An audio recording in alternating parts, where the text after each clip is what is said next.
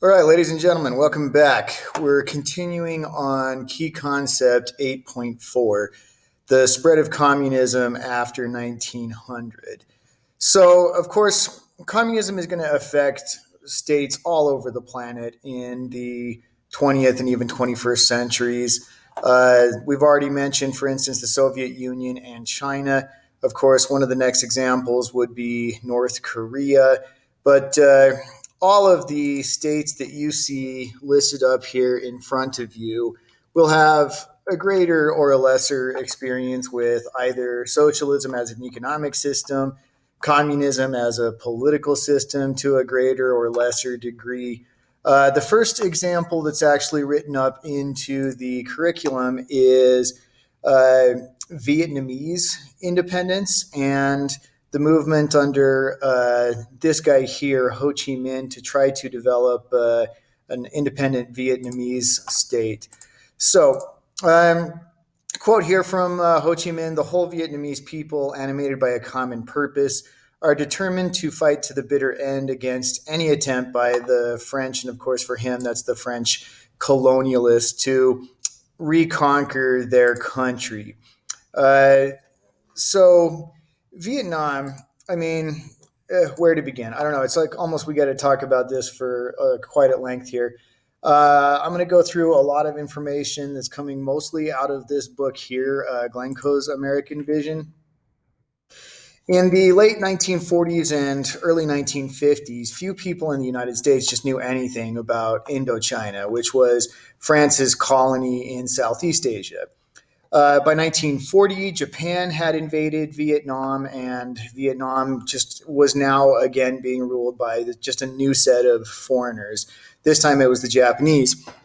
France, of course, had invaded and colonized Vietnam, Laos, and Cambodia in the 19th century.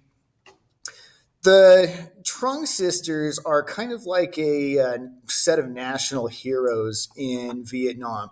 They were military leaders who rebelled against China. They lived just about contemporary with the time of Jesus of Nazareth, so 12 to 43 CE.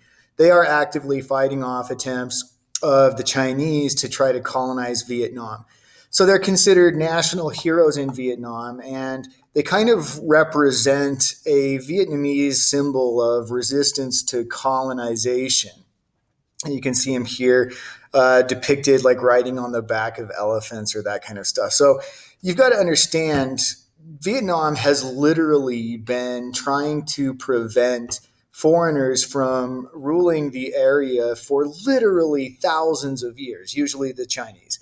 So, this idea of resisting foreigners from ruling the area is nothing new. And they did not want to be ruled over by foreigners. And I mean, that's the key lesson to learn from this entire experience inside Vietnam. As part of the movement of nationalism in the late 19th and early 20th centuries, they started to demand their independence. So, again, this is another example of nationalist movements resisting imperialism. Several political parties formed in Vietnam supporting a break from French imperialism. One of the groups was led by the guy right here that you see, Nguyen Tat Tan, the real name of the guy that we usually call Ho Chi Minh. And this is the Indo-Chinese Communist Party. His actions led to his exile in China and the Soviet Union. In 1941, after the Japanese occupation of Vietnam, Ho Chi Minh returned and formed the Viet Minh. During World War II, the Viet Minh fought against the Japanese and received aid and assistance from the United States. When Japan was defeated in World War II, it gave up control of Indochina.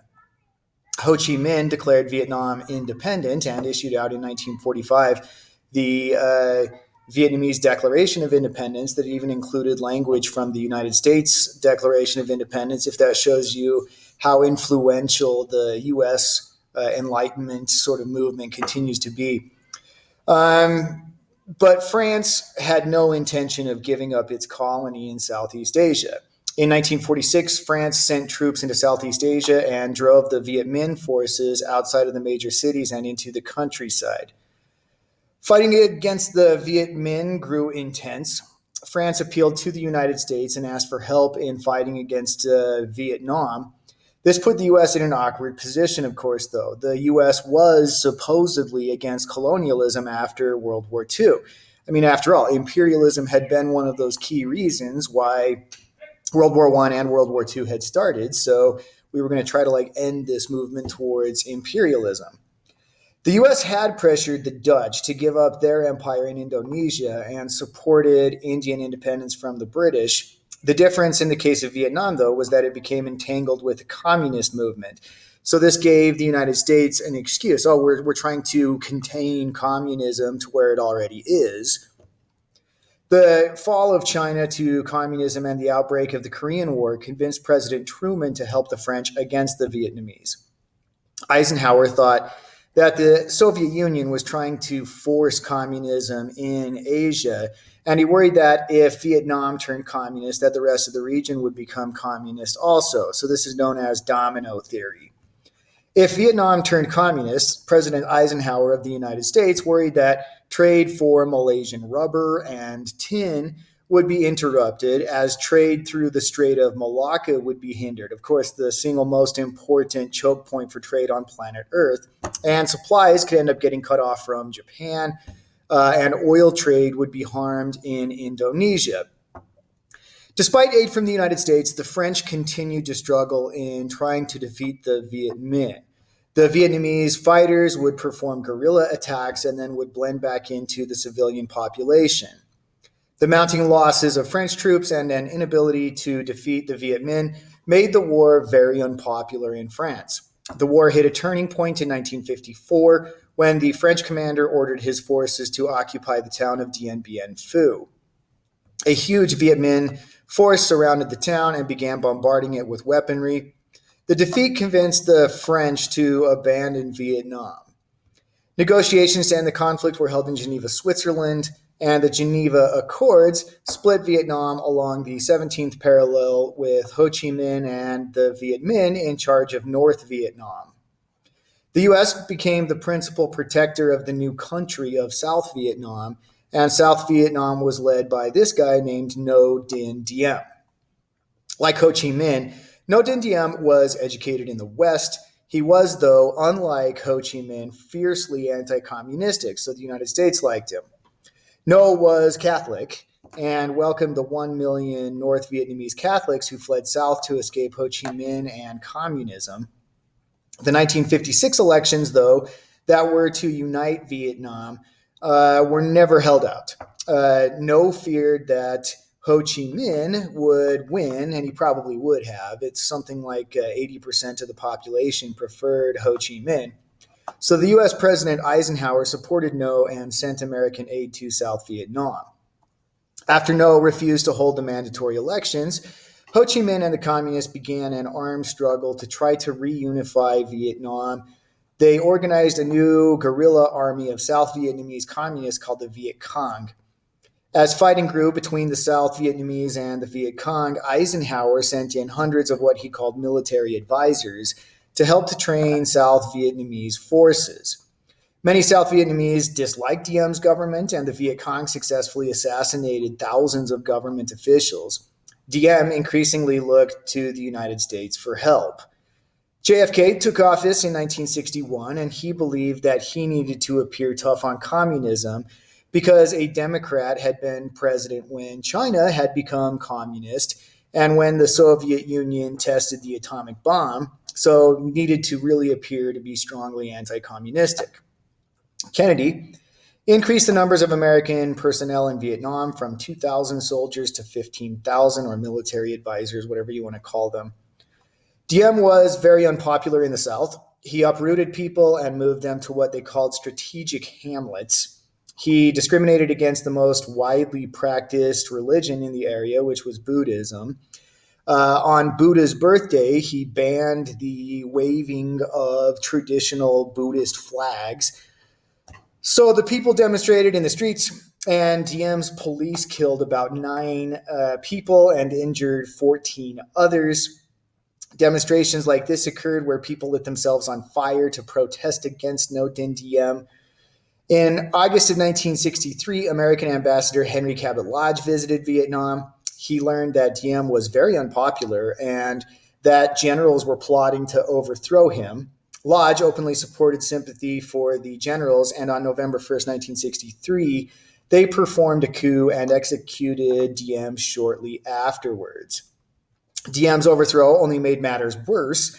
South Vietnam's government grew weaker and weaker, and the US grew more and more deeply involved in Vietnam. All of this changed pretty dramatically when JFK was assassinated very suddenly, and Lyndon Baines Johnson took over as President of the United States. He repeatedly asserted that we seek no wider war to try to make it sound like he wasn't trying to imperialize Southeast Asia. However, he promised to help keep South Vietnam non communist, saying the battle against communism must be joined with strength and determination.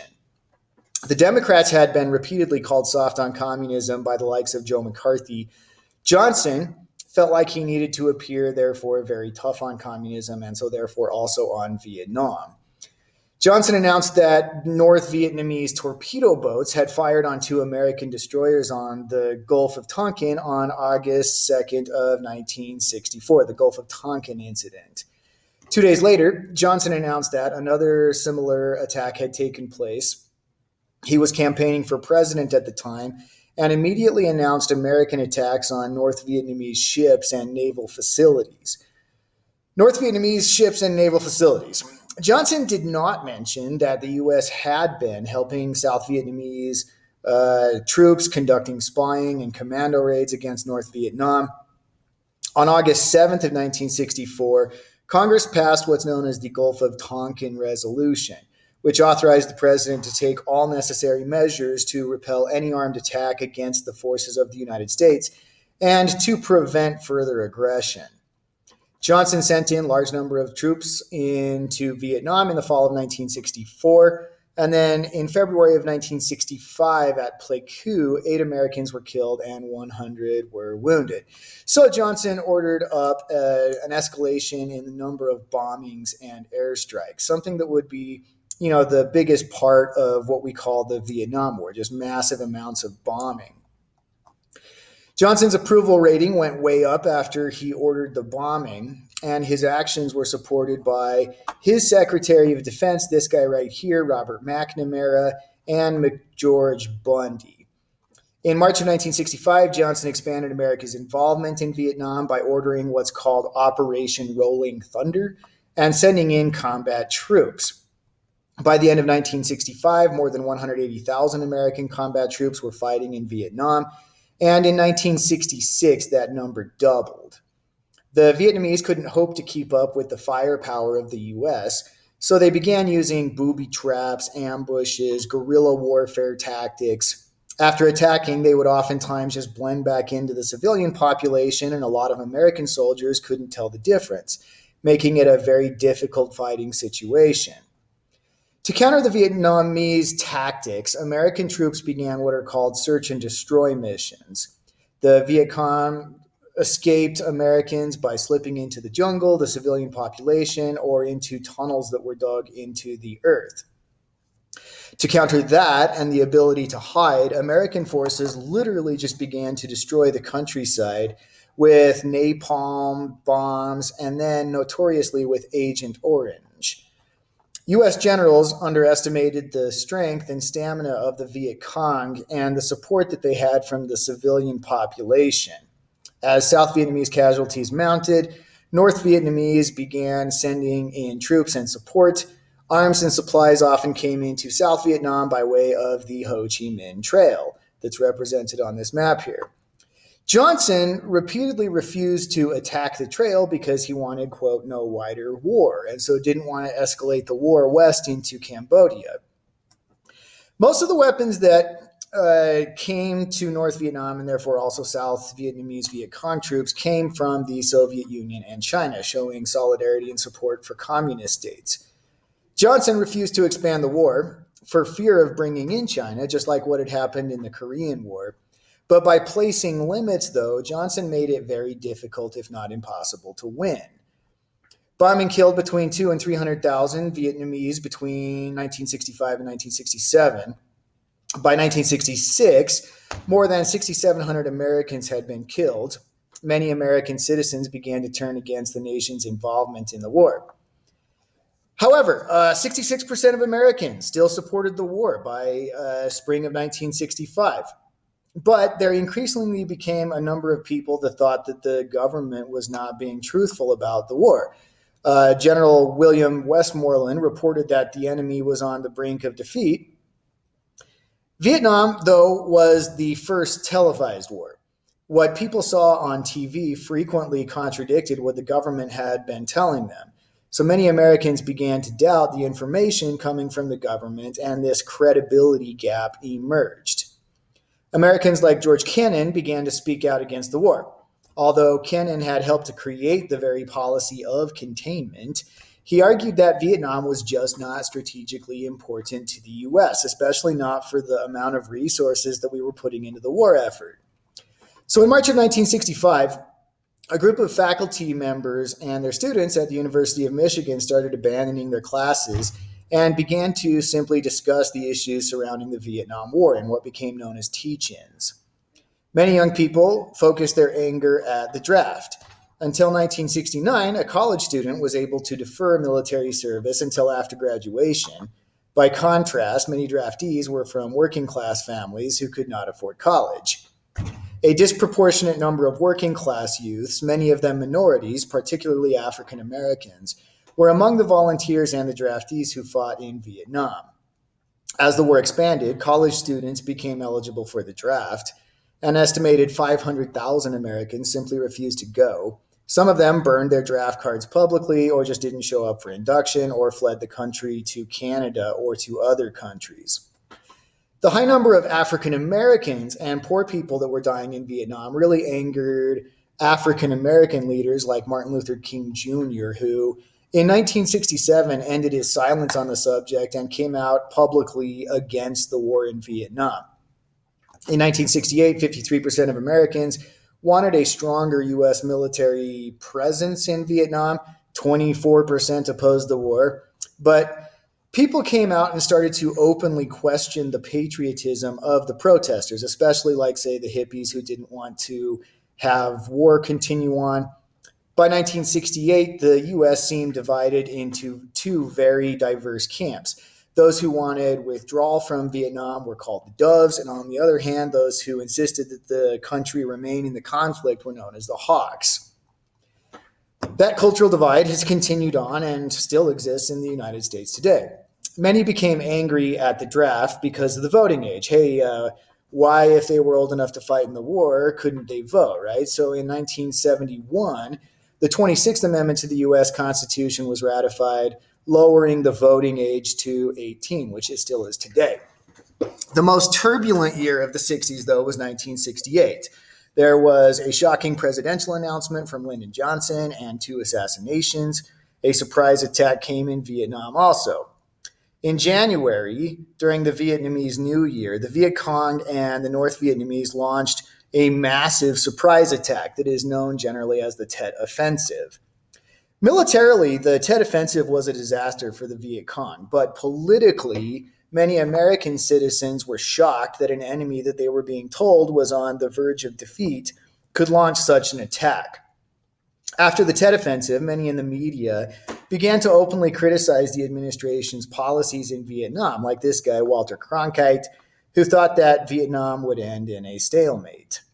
After the Tet Offensive, Johnson's approval rating fell to 35%, and support of his handling of the Vietnam War dropped to 26%. Johnson ended up seeing 2 very popular Democrats challenge his renomination for president, Eugene McCarthy and Robert Kennedy. In March 31st of 1968, Johnson went on television and announced that he would not accept the Democratic nomination for president in 1968, even though he potentially could have run. But on June 5th of 1968, Robert Kennedy was gunned down by a guy named Sirhan Sirhan, an Arab nationalist who was angry about Kennedy's pro-Israel comments.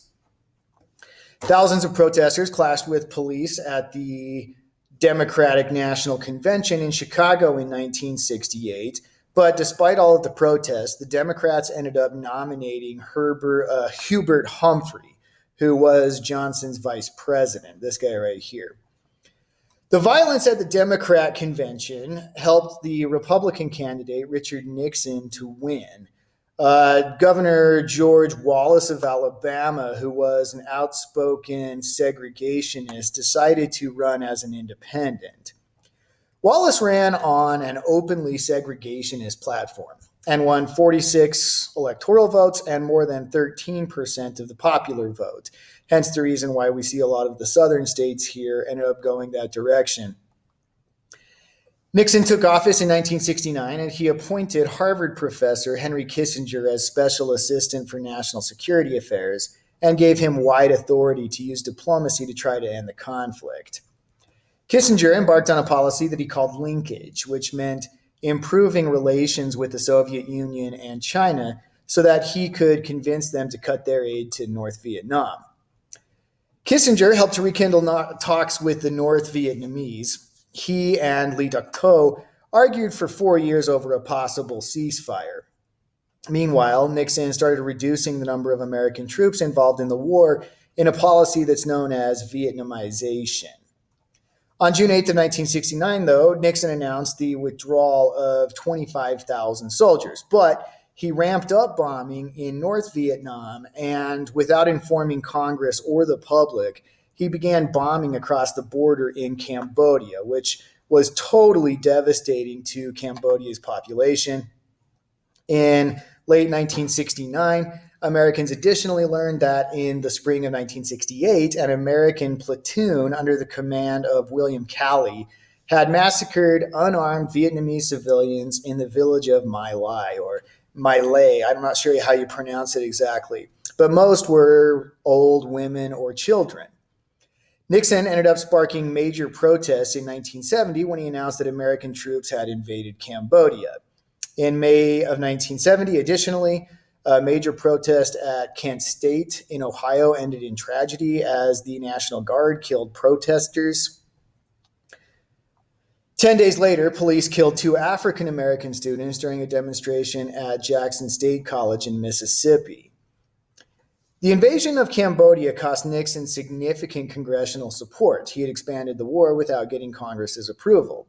So in December of 1970, Congress repealed the Gulf of Tonkin Resolution. Support for the war weakened further in 1971 when Daniel Ellsberg leaked the Pentagon Papers, which showed that the Americans had intended on attacking North Vietnam even before the Gulf of Tonkin incident occurred. The documents revealed that many government officials during the Johnson administration were also privately questioning the war while publicly defending it. The documents contained details of decisions that were made by the presidents and their advisors to expand the war without the consent of Congress. They also showed how the administration had tried to convince Congress, the press, and the public that Vietnam was actually going better than it really was. By 1971, 2/3 of Americans wanted to pull out of Vietnam. In April of 1971, the president dropped his insistence that North Vietnamese troops had to withdraw from South Vietnam before any peace treaty could be signed. In October of 1972, Kissinger announced his talks with Duc Tho that peace was about to happen. It was at hand. A month later, Americans went to the polls. McGovern, the Democratic candidate, was an outspoken critic of the war, but he didn't appeal to a lot of middle-class Americans who were sick of the anti-war protests and the hippies, and the election of 1972 was a complete landslide in favor of Nixon. Just weeks after the election, though, peace talks broke down. Nguyen Van Thieu, South Vietnam's president, refused to agree to any plan that left North Vietnamese troops in the South. Henry Kissinger tried to get concessions from the North Vietnamese, but talks broke off on December 16, 1972. The next day, to get the North Vietnamese to cooperate, Nixon ordered what was some of the most destructive air raids of the entire war, what are known as the Christmas bombings, that bring back some recollections of World War II total warfare. After the Christmas bombings, Thieu finally gave in to American pressure and allowed North Vietnamese troops to remain in the South. In January of 1973, the warring sides signed an agreement ending the war and restoring the peace talks in Vietnam. The U.S. agreed to pull its troops out of Vietnam, and after almost 8 years of war, the longest war in U.S. history up to that point, the nation ended its direct involvement inside Vietnam. So, the next example is Vietnam. First fighting against French control and then fighting against control from the United States. And despite all of that hard fought effort, Vietnam continued to just always want its independence. No amount of American soldiers or bombing ever really changed any of that. So that's our next example, Vietnam. I'll see you in the next video.